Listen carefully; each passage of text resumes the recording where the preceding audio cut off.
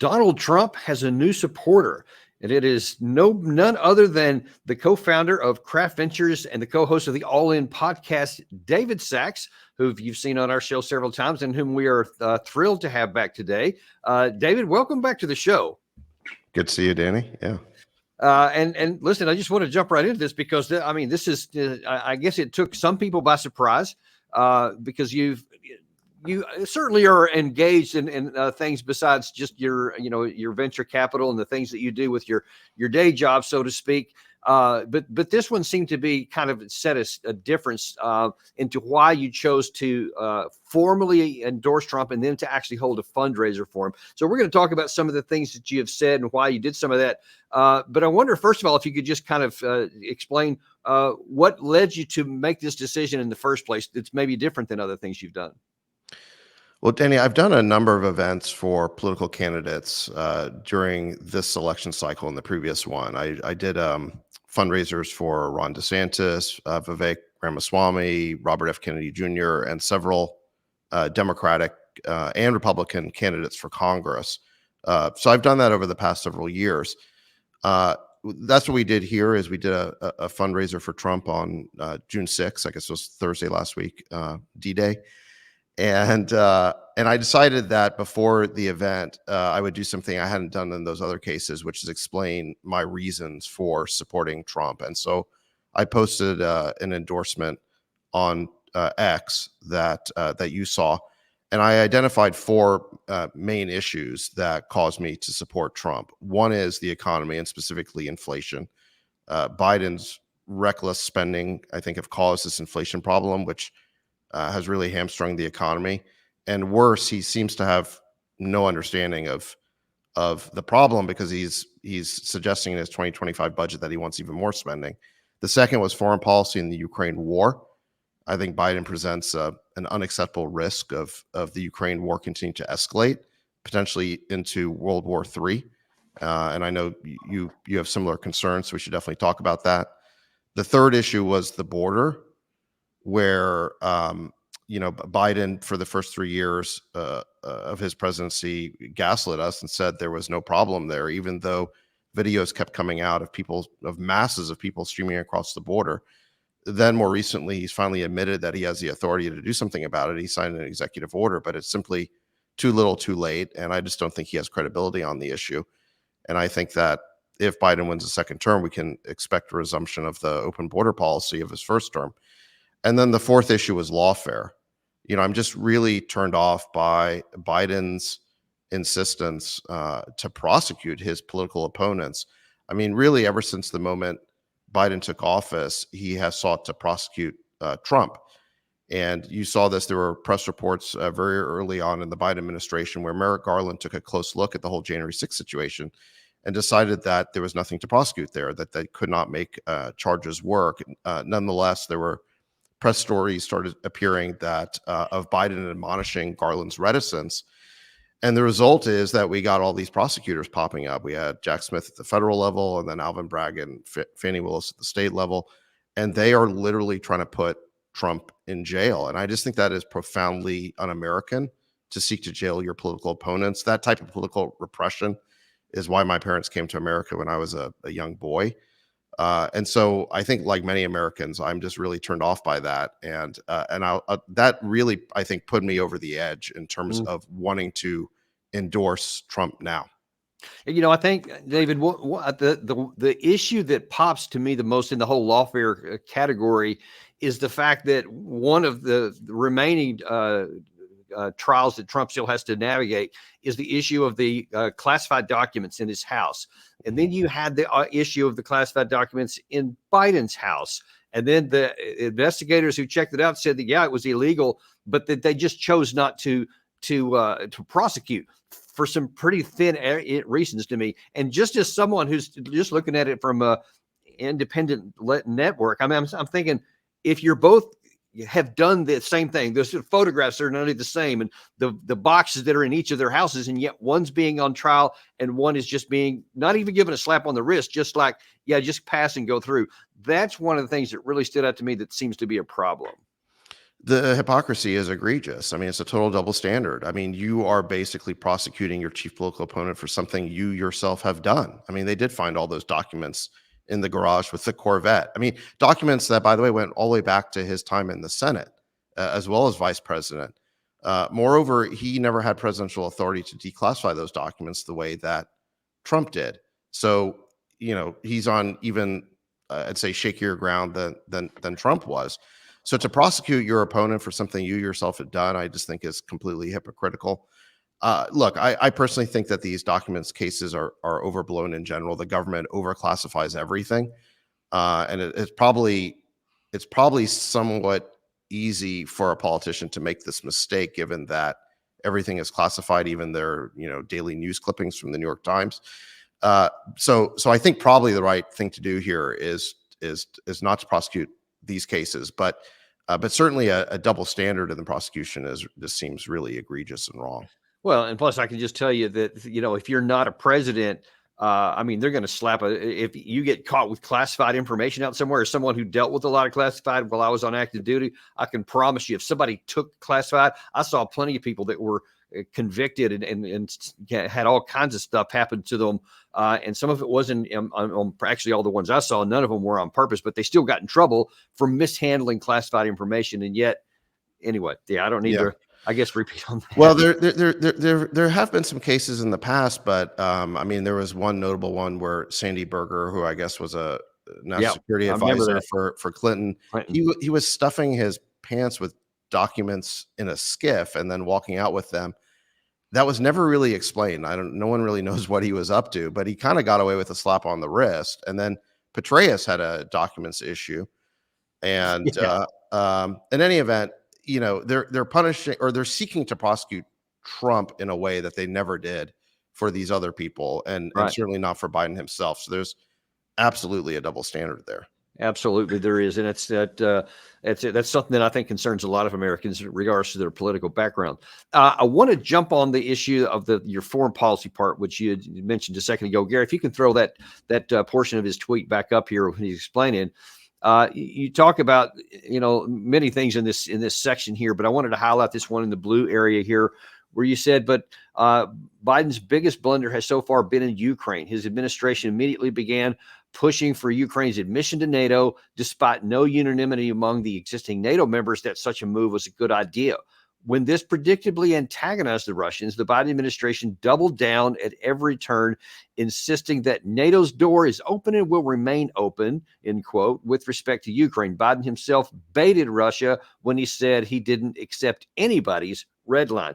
Now, that's kind of playing into some current issues here, where Biden has now, number one, he has methodically over the last 2 years bypassed every so-called red line. But this latest one, now he's like saying has authorized U.S. weapons to be fired into Russia. And I'm going to show you some of that in just a minute. But what was on your mind in that part that you included that in your tweet? Well, I think this was a very easily avoidable war.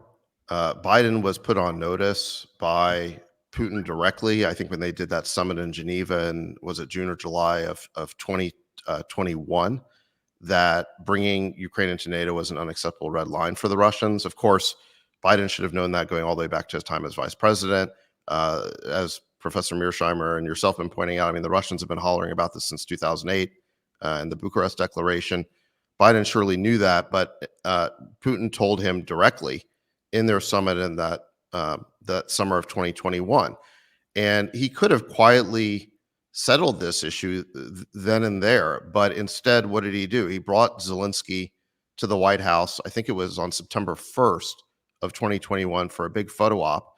And then on November 10th, they issued a 10-year charter agreement between the U.S. and Ukraine, where the U.S. not only gave economic help, but said that it would give extensive military support, and it reiterated that it would be bringing Ukraine into NATO. And that's when Lavrov said that the issue had reached the boiling point.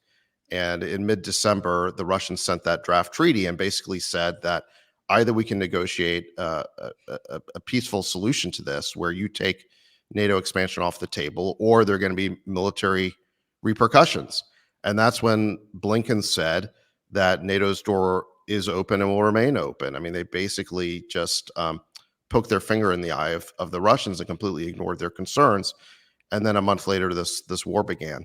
So, look, I just think that if Biden and his administration had taken seriously the Russian red line around NATO expansion, then I don't think this war would have happened. It was Well, easily look, avoidable through David, diplomacy. I'll just tell you that I actually had lunch with a senior diplomat from one of America's longest friends and allies. I won't say which one because he didn't authorize me to say anything publicly, but he told me point blank last month in Washington that at that June 2021 summit that Putin point blank said, if you keep going on with this nonsense of NATO and Ukraine, there's going to be war. We will use force to it. And Biden reportedly said, hey, do whatever you think you can. But you're smaller. We can crush you economically. And if you think you can do it, then go ahead. Basically baiting him to do it. So it's even worse than it appears. Yeah. I mean, Biden said publicly, I don't accept anyone's red lines. He actually said that. I just think that is diplomatic negligence. Like, why wouldn't you pay attention to that? I mean, clearly they welcomed this opportunity to weaken and humiliate the Russians, and of course, it's backfired horribly on them. Right. Yeah. And of course, you know, Austin infamously said almost verbatim what you just did earlier in the war, that was a stated objective of ours. And unfortunately, there doesn't seem to be much of any kind of an actual objective or a strategy behind what we're doing other than, hey, if it hurts Russia, cool, I guess keep going, but with no idea of where this is going or what even success looks like. That's one of my bigger problems. Yeah, I think you're right. I don't think there is a strategy here. I mean, originally, I guess the strategy was to try and evict the Russians from Ukrainian territory. But since the summer counteroffensive failed last year, it's very clear that's not going to happen. So now the strategy just seems to be to use the Ukrainians as a proxy to the last man to weaken Russia. But it's not weakening Russia. It's forcing Russia to put its economy on a war footing, to straighten out whatever problems it had in its military, to massively ramp up its military industrial production. And as a result of all of this, the Russian army is much stronger than it was when Biden took office. Their military is substantially larger. That's not just a result of conscription. It's a result of lots of patriotic Russians rallying around the flag and volunteering for service. It's also the case that Russia is now producing vastly more artillery shells, tanks, drones, planes, you name it. They have massively ramped up their military production, and that's not going to stop anytime soon. It's also driven the Russians into the arms of the Chinese. It's really, I think, caused Putin to catalyze a global movement against U.S. leadership. And it was none other than Russia hawk Fiona Hill, who said that, this was like pretty early in the war. She basically said that rather than bolstering U.S. leadership, it has provided a point around which the whole global South can rally around. And so essentially the global South is using Russia as a proxy against the U.S. at the same time that the U.S. is using Ukraine as a proxy against Russia. So it has not bolstered American leadership. It's just been a disaster across the board. Right. Then you can add in the advancement of BRICS, which apparently has continued to try to undermine the Western economic dominance, et cetera. You can add in North Korea providing weapons directly for Russia, Iran. I mean, the thing just keeps going on. Every time you look at it, the catalog just gets worse and worse and worse. Not to mention the destruction for the Ukrainian people of their territory and their people. So every way you look at it, it's just not going good for our side. There's just no strategic benefit to this whatsoever. In fact, it's the opposite, that there's a tremendous strategic loss and catastrophic loss for the Ukrainian side, whom we claim to actually want to help. One of the other things that I know that I've seen that you've written before, and I can't recall if it was in that tweet, but I know that it's something that you have said a lot in public, is the issue of why we have to, quote, stop Russia here, because if we don't, they're going to go further. That was reinforced just a couple of days ago by Volodymyr Zelensky himself, who emphasized saying this. Методика нічим не відрізняється від гітлерівської політики у Путіна. Як вони масові страти робили, поховання, гвалтування нічим не відрізняється. І, вибачте, навіть маршрути окупації України, шляхи окупації України ті самі, що використовувала фашистська Німеччина. Але, тим не менш, вся Європа була повністю окупована. Суспільство само розуміло, що Гітлер, він не зупиниться. Він не зупиниться. Він піде далі. Він буде страчувати сім'ї. І він буде вбивати Британію всю. So one of his favorite plans is to just demonize Putin to the point that he has become synonymous with Hitler. He's the same guy as Hitler, and he's going to come for everybody, apparently to destroy all the way to Great Britain. I missed that part of the plan.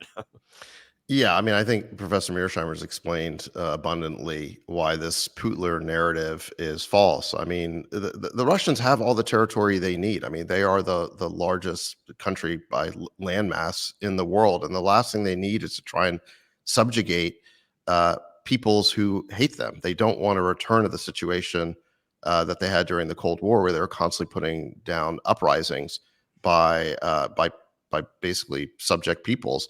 And they didn't even want to conquer all of Ukraine.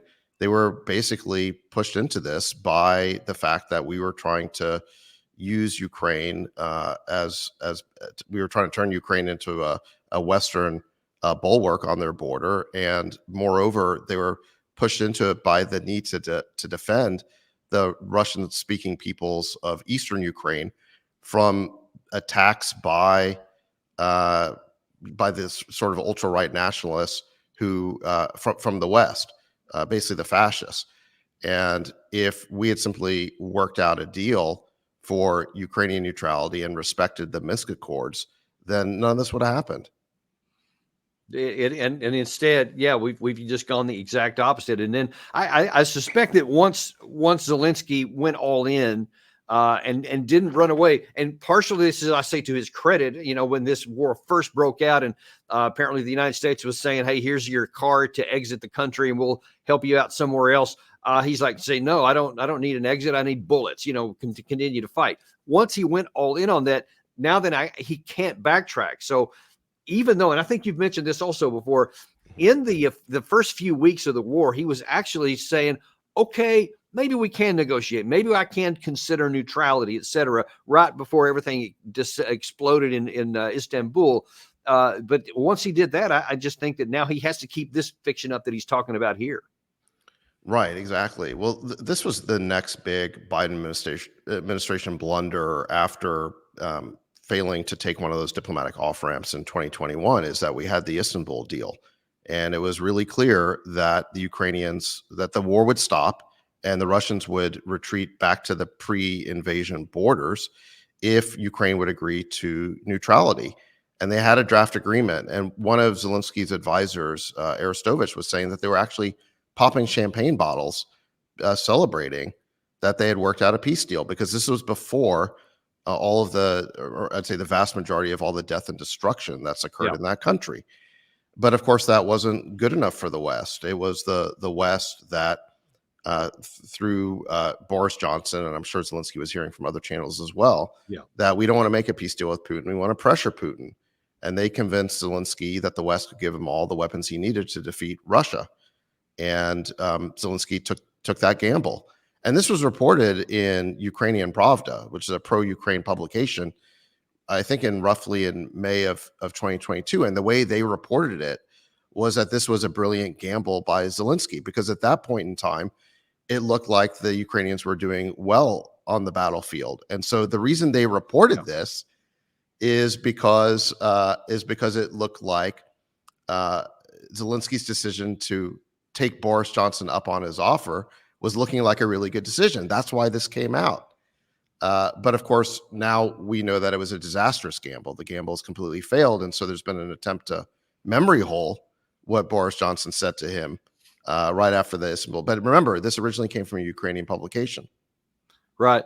And, it related to that. I want to go back in time a little bit to 2022, when you wrote a piece for Newsweek which really, in my view, is kind of looking pretty prescient. And in fact, this article here could have been released like last week, and it would have been really current based on the things that are happening right now. I'm going to talk about a few things you wrote in there. Number one, you were talking about how we're basically kind of confusing things, and we want to just change all kinds of irrational things and link them together to make it sound like, Russia's once really strong and another that they're not, so that we can keep going. And specifically what you wrote was, warping the debate this way allows delusional and contradictory thinking to go unchallenged. Thus, we get an argument that Putin is a madman who will kill indiscriminately to achieve his aims, but he is somehow also definitely bluffing about using nuclear weapons. And he's only using that bluff because he's losing the war.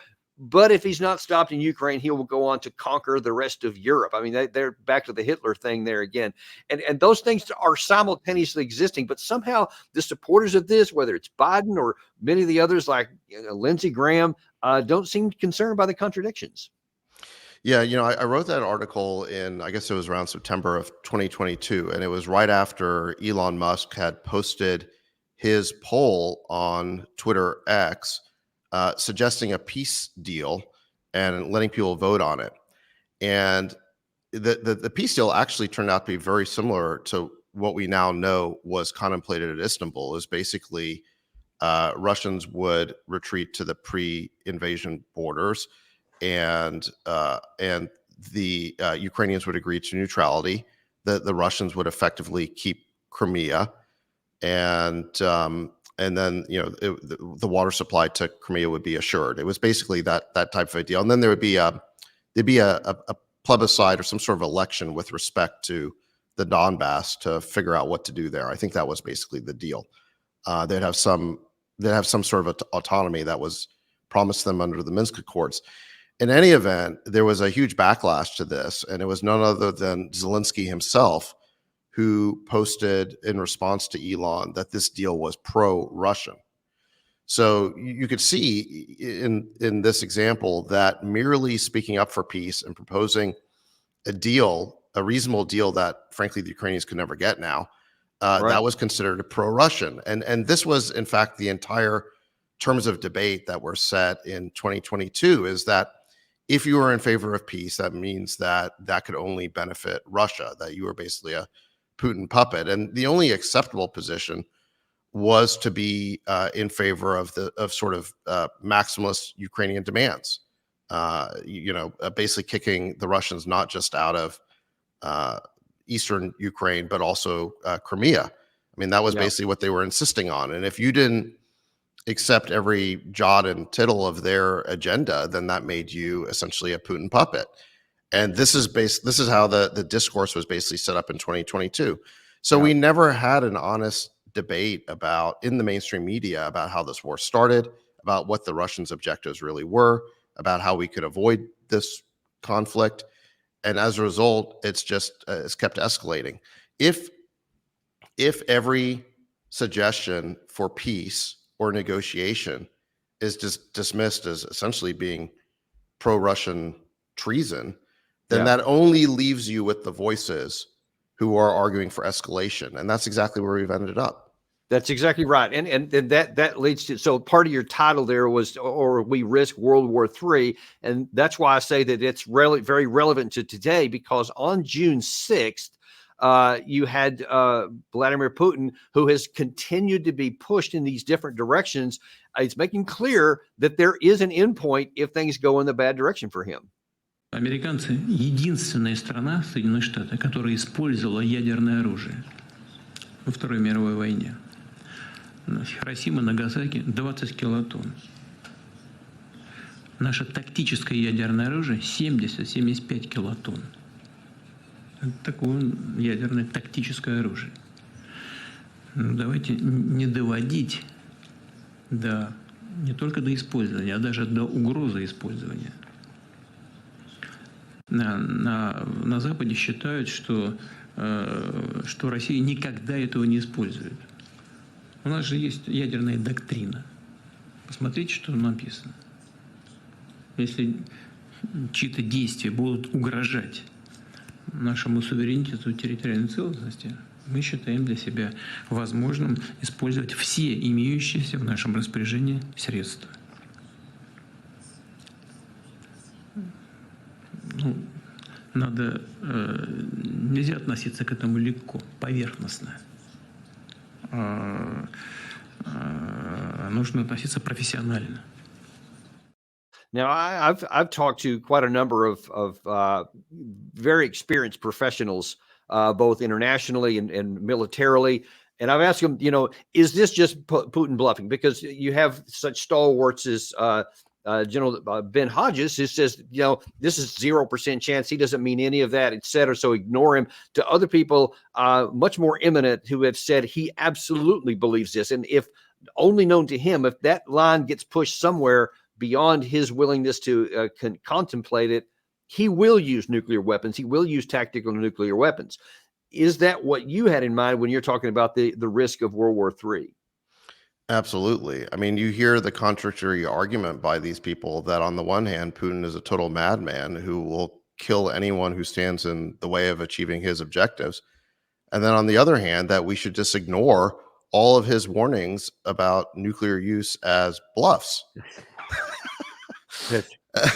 Man, Look, what I hear when I listen to that video is I hear someone speaking softly and carrying a big stick. I mean, he is definitely he's definitely intimating about that they have this big stick, but at the same time, he's not yelling like a madman or anything like that. right. I don't think he wants to be pushed into this position, basically, but it would be possible. It sounds like to push him into that position. Right. And yeah, and he elsewhere said it also in just the last couple of days that he doesn't want to do this, that he thinks that it would be a lose, that everyone would lose. He does not even fantasize about winning a nuclear conflict. And he was questioning, like, doesn't the West understand that it's a no-win situation here, which he doesn't want to go there. But I think he is being very clear that saying he will use his doctrine of escalate to de-escalate to try and shock us into recognizing that, which of course, once you roll that dice, it's a gamble that the thing doesn't continue to blow up, that nobody could control, which is why we should do the next thing you said in your 2022 piece, is to negotiate. What you specifically wrote is that there is no peaceful resolution to this conflict, that America doesn't at least have a hand in negotiating, and we should be leading that effort. Instead, we've been deferring to the Ukrainians and their maximalist demands, upping the sanctions on Russia as Putin ups his rhetoric against the West. And I guess this reinforces what you had just said a second ago, in that we have to negotiate. You can't just issue demands and continue going down a military path that doesn't even have the possibility of talking. Yeah, I mean, one of the problems with the way that the terms of the discourse were set up is that we just refuse to recognize that Russia sees this war as existential. It keeps being portrayed as a bid by Putin to win a little bit of extra territory. He's sort of portrayed as just this like thief who's going to take whatever we allow him to get. And so what we need to do is to give him a slap on the wrist, and then surely he'll retreat back into Russia and give up his winnings. This is not what's going on here. I mean, what Putin and the Russians are concerned about is the fact that the U.S. Would like to set up troops, weapons, and bases directly on their most vulnerable border. I mean, that was the American plan, was to bring Ukraine into NATO. And in fact, they were very deeply down the path of implementing that plan. We had that story in the New York Times talking about how the CIA had set up a dozen different bases on Russia's border, and they were monitoring Russian communications, and they were identifying Russian targets, and they were training Ukrainian assassination squads. I mean, if Russia had done this on America's border, we would clearly see that as a provocation. But we just refuse to see that we have created a security threat for Russia. We just keep wanting to interpret this as a bid for territory, when in fact, again, what Russia really cares about is this threat to their security.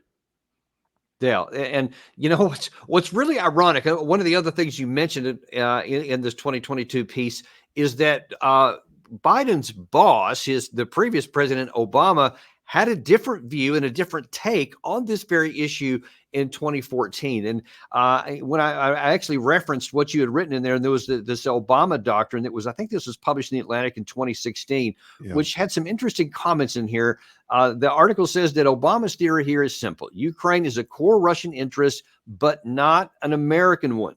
So Russia will always be able to maintain escalatory dominance there. The fact that Ukraine, which is a non-NATO country, is going to be vulnerable to military domination by Russia no matter what we do, he said. I asked Obama whether his position on Ukraine was realistic or fatalistic. It's realistic, he said. And then this was the key part. Obama said, now, if somebody in this town that would claim that we would consider going to war with Russia over Crimea and Eastern Ukraine, they should speak up and be very clear about it, obviously meaning that he wouldn't. The idea is that talking tough or engaging in some military that is tangential to that particular area is somehow going to influence his decision-making of Russia or China is contrary to all the evidence that we have seen over the last 50 years. So in a sense, Obama just said the same thing that you just mentioned here a second ago, is that this idea that you're just going to, cause some military pain and Russia is just going to back down because it's their core interest and it's tangential to us. Why can't the current president do the same thing that his boss did? Right. I mean, look, we're in a slow motion Cuban Missile Crisis here. I mean, the situation is highly analogous in the same way that the U.S. strongly reacted to the Soviet Union trying to put nuclear weapons in Cuba right off our shore. The Russians have reacted strongly to American attempts to put, again, troops under a NATO flag, weapons and bases on their most vulnerable border. And the neocons have this delusional fantasy that they're going to kick the Russians out of Sevastopol, their big naval base in the Black Sea, and turn the Black Sea into a NATO lake. And they've said as much in their papers. This is what they've been angling for. This is what Ben Hodges has been obsessing over since, for a decade. Right. And and then at the same, so this is the security threat that the Russians are worried about, and they consider it to be absolutely existential, and they're not going to stop until they've basically quelled that threat. And here's Obama actually speaking for himself here. This is in the beginning when the Crimea had been taken by Russians, and given the opportunity to escalate, to make things worse, watch what Obama did. We saw this international unity again over the weekend when Russia stood alone in the UN Security Council defending its actions in Crimea. And as I told President Putin yesterday, the referendum in Crimea was a clear violation of Ukrainian constitutions and international law. Now, I believe there's still a path to resolve this situation diplomatically in a way that addresses the interests of both Russia and Ukraine. That includes Russia pulling its forces in Crimea back to their bases, supporting the deployment of additional international monitors in Ukraine, and engaging in dialogue with the Ukrainian government, which has indicated its openness to pursuing constitutional reform as they move forward towards elections this spring. So first of all, he was talking to Putin, talked to him just the day before. And second of all, he's focused on win-win negotiations to try and diffuse the situation, not ramp it up. And that is like completely absent in Biden today. And I just wish that some of his supporters from the Obama administration, from the Democratic Party, would have recognized that and said, hey, we're going down a wrong path. Yeah, at least he was talking to Putin. But just to fill in some details there, the reason why the Russians seized Crimea was in response to the coup that we backed in Kiev, the Maidan coup in 2014. And apparently there was a phone call between Obama and Putin where what Obama agreed to is that there would be that basically this insurrection would stand down if there would be elections later that year. And then the very next day, Yanukovych was run out of Kiev. And so I think Putin considered that to be a betrayal. At least that's what I've read. And then in response to that, he seized Crimea because he didn't feel like he felt like his interests there were exposed. They've got that huge naval base at Sevastopol. So that's how that whole situation broke out. And of course, when it's reported in the press, they only talk about Putin taking Crimea. They never explained what triggered that. The other point, which I think is important, is that if you look at polling in Crimea before the annexation by Russia or after it, you'd see that 85% of the people living there want to be part of Russia. They're basically ethnic Russians. And so there was a referendum there. And even if you think it was a sham, it's still been verified by Western polling that the people there would overwhelmingly choose to be part of Russia rather than Ukraine. So everything we've been doing there has actually been not in the interest of democracy. It's actually been fighting democracy, fighting the will of the people in order to advance America's this putative security interest that we've asserted over Crimea. You see something very similar in the Donbass. Something like 60% plus of the people in the Donbass would choose to be part of Russia instead of Ukraine, if that's what the choice came down to. And yet we keep asserting that we're on the side of democracy. Actually, we've been arming ultra-nationalists in Kiev to try and take back territory in Crimea and the Donbass and in eastern Ukraine, where the people there, by a large majority, would rather be part of Russia. So whatever we're doing there, it is not advancing the principle of self-determination. Well, and then that kind of winds us back into your current decision to back Trump. And when compared with Trump or the current administration, instead of trying to negotiate anything, here's what Biden is saying we should do now. Let me ask you about what Vladimir Putin said last night about this authorization of American weapons inside Russia. He said the supply of high-precision weapons to Ukraine for strikes on Russian territory is direct participation in this war. He went on to say that this is the way to serious problems, and again talked about Russia's nuclear capabilities. Does that concern you? I've known him for over 40 years. He's concerned me for 40 years. He's not a decent man. He's a dictator, and he's struggling to make sure he holds this country together while still keeping this assault going. We're not talking about giving them weapons to strike Moscow, to strike the Kremlin, to strike in, just across the border where they're receiving significant fire from conventional weapons used by the Russians to go into Ukraine to kill Ukrainians. So instead of even considering, even contemplating any kind of negotiations to try diplomatically to try to resolve this, to get it over with and to get the war ended, this just now then we're going in militarily, I can tell you, just to allow even what he said there to fire onto the Russian side of the border is not going to change the outcome at all, not even tactically, much less strategically. But it does have a chance to ramp things up and to escalate, to cause Putin maybe to act on his previous threat, which is to arm some of our enemies elsewhere in the world that can actually hit our assets there too. Now, I'm wondering if during this press conference, the meeting that you had with Trump there, if he said anything about what he would do if he wins in regards to this, because I actually, before we came on the air today, I actually spoke with one of the senior advisors on foreign policy on his campaign, who said that probably if he wins, as far as they're aware, Trump would look to get the war negotiated settlement as soon as possible and definitely would not continue on with Biden's path. Do you have any knowledge about that?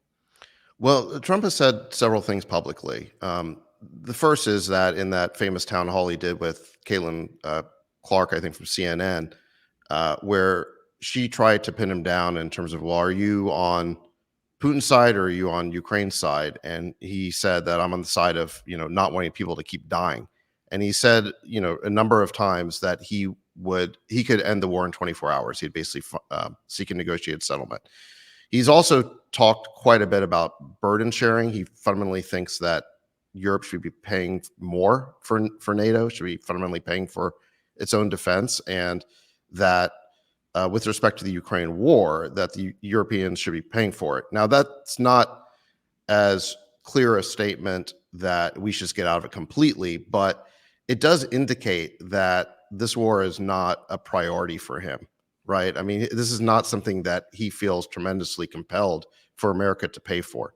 So I think those are all positive statements. I think it's pretty clear that President Trump in a second term would never get the U.S. involved in terms of putting boots on the ground or something like that. Why would he do that? He just doesn't seem passionate about this in the same way that Biden does. Whereas Biden, probably this is the most, if you look at his entire career, this is the cause that he seems to have cared the most about throughout his entire career.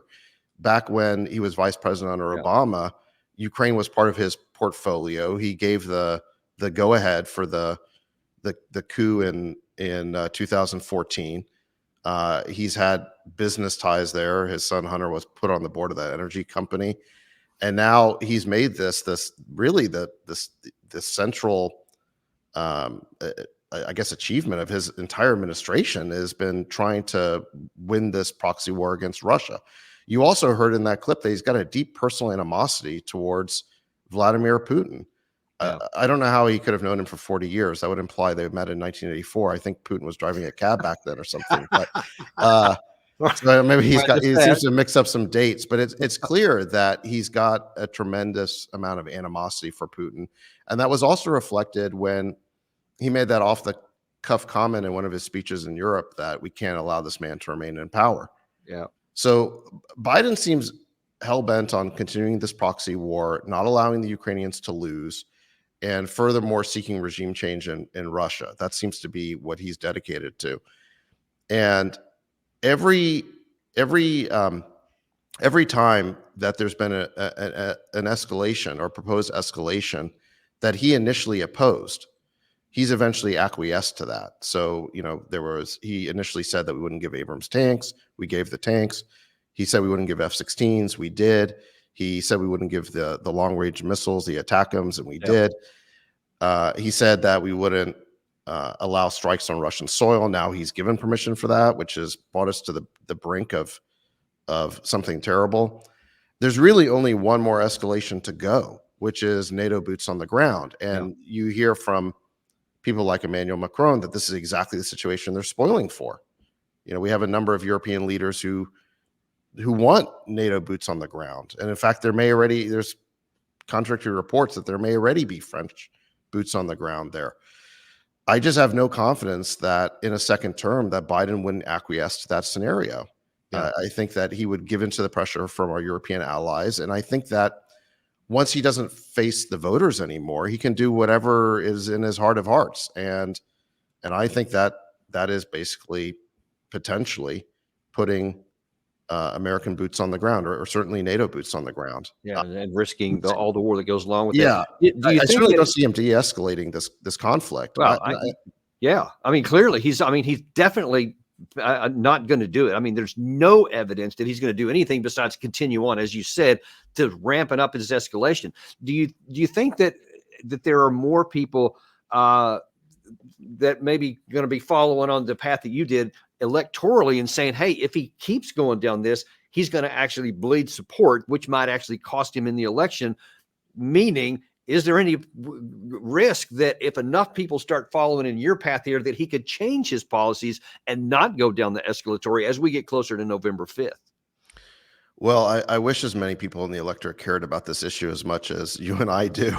I just don't know if that's the case, because again, the mainstream media just doesn't pay any attention to this. I think that, however, if there is a collapse in Ukraine over the next 5 months, then that will redound to Trump's benefit. The signature policy of the Biden administration will have failed. I don't know if that's going to happen, but the Ukrainians seem to be in worse and worse shape on the battlefield. So things are not trending in the right direction. Yeah, we actually had Colonel Doug McGregor on earlier this afternoon, who says, based on some of the things that he's seeing, some of the reports coming out, that there's a large contingent of Russian forces that have not yet been engaged, that they could potentially have a large-scale operation in the relative near term that could punch a hole through something. But it remains to be seen whether that's going to happen, because as he said, and as I've thought that was going to happen before, and it still hasn't. But without question, the Ukraine side continues to get more brittle by the day. Yeah, and I think that the Biden administration just cannot send American troops or NATO troops to rescue the situation for the Ukrainians before November 5th. I just think that would be too unpopular, and it would draw too much unwanted attention to the fact that the Ukrainians are very badly losing this war and that Biden's policy has been a disaster. So I think they are limited by the accountability of the next election in terms of what they can do. But my great concern is that once that accountability Yeah. moment has passed, after November 5th, if Biden wins a second term, he's basically free to do whatever he wants, and he's not going to face the voters again. And I think there is an unacceptably high risk that he would choose to escalate the war in a way that could bring us into direct conflict with Russia.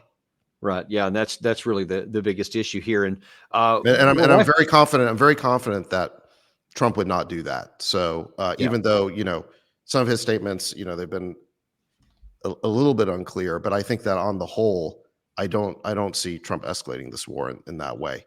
And that alone, I mean, just reducing the risk of World War III to me Right. is a good enough reason to vote for Trump. It is right, even without the other three main issues you had on there, Yes. each of which are valid in its own right. The last thing I want to ask you about here is, ironically, an ally, at least sometimes ally of Trump, who is kind of on the wrong side of this and has been from the outset. And I just want your opinion from a business leader. Yesterday on the Face of the Nation, you had Lindsey Graham come out there and say, hey, there's a lot of mineral wealth in Ukraine that we should continue to fight there. And one of the things that really stood out to me was that he said, let's help them win the war we can't afford to lose. Let's find a solution to this war. But they're sitting on a gold mine. And, I keep going over and over militarily. I mean, I can paint this in as clear and stark a language as anybody would want to. There is no path to winning. I don't care how many trillions of dollars are allegedly there, how much you want to win it, you can't. So the only thing you accomplish by doing what Graham says here is to continue the risk of escalation and expanding of the war. When you hear stuff like this as a business leader, how do you respond to that? Well, I thought this war was supposed to be about democracy, and now he's saying it's about minerals. I mean, this would be like if Dick Cheney came out and said, "Yeah, the Iraq War is really about oil." It's like, wait, this was supposed to be about something noble, not getting our hands on their rare earth minerals or something like that.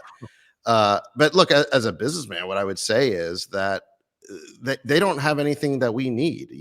We have all the farmland we need. We have all the oil that we need. We don't need energy from them, and there are plenty of places to get these minerals, and it's just not necessary. And there's no reason we couldn't get them on the open market through trade if there was no war going on.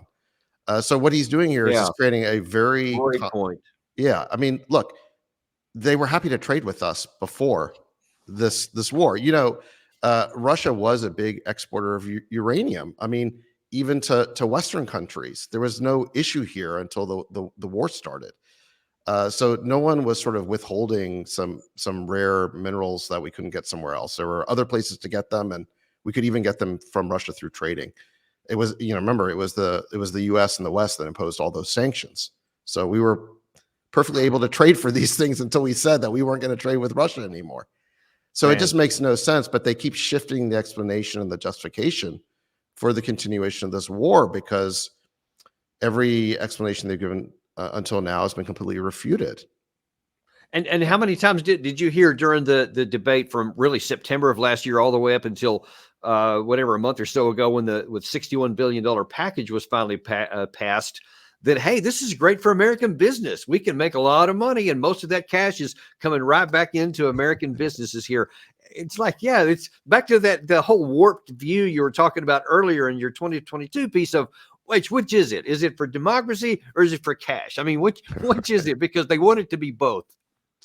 Well, the problem is for them is that the democracy narrative has just gotten harder and harder to sustain over time because the more and more of the truth has come out about this Ukrainian regime. I mean, Ukraine does not have a political culture that we would associate with the type of democracy that we have in the U.S. Zelensky has suppressed opposition political parties. He has basically canceled the media. I mean, in order to be a journalist over there, you have to get a license from the government. He's repressed the Russian Orthodox Church and priests and nuns, things like that.